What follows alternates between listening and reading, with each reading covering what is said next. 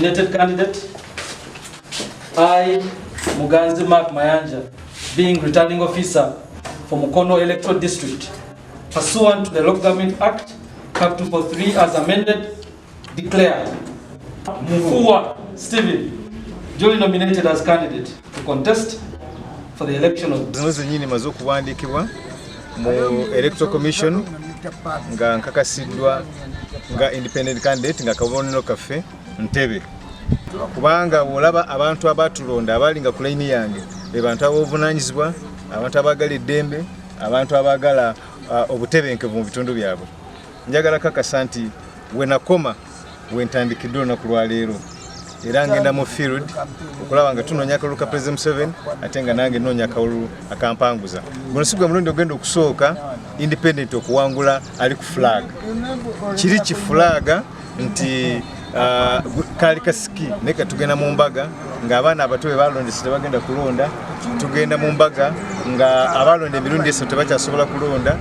nga omuntu alina okulonda yo yatuukiridde ate yasanidde mu kalulu tugenda ogendamu obusobozi bwa muntu anyi bulungi pate nyingi zibaddewo naye era tugambye nno katujje nga independent tulabe nga obulyako obwo bukuteekeddwa mu pate yaffe tubutereeza era mu speech ya president mwakiwulidde n'akyogera kaati nti bingi nnyo ebikoleddwa nga si birungi era omukulu akimanyi bulungi nti yeeno wansi bakadeyideyi bamukoze bubi nnyo era nze kwano wenjogerera n'eddoboozi ery'omwanguka nti Your Excellency intervene abantu bano balinoona pate yaffe bangi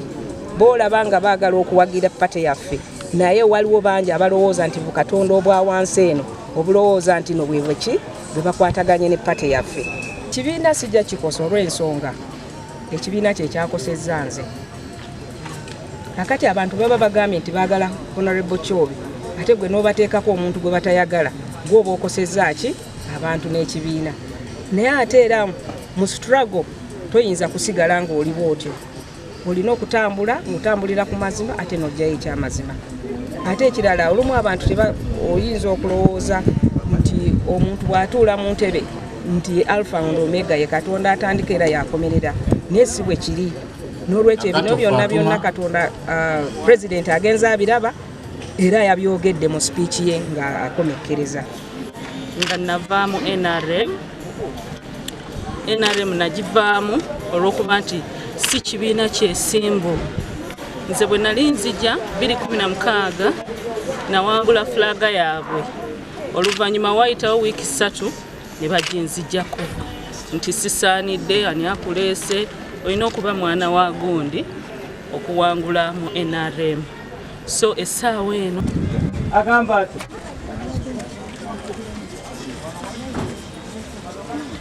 nze kuba namunigina njagala nnyo okusaavinga abantu bonna saagala nnyo bya bibiina nakuli omulundi najjanga independent era ne leero nkomyewo nga independent nze ndi mugatta abantu bonna njagala obawulira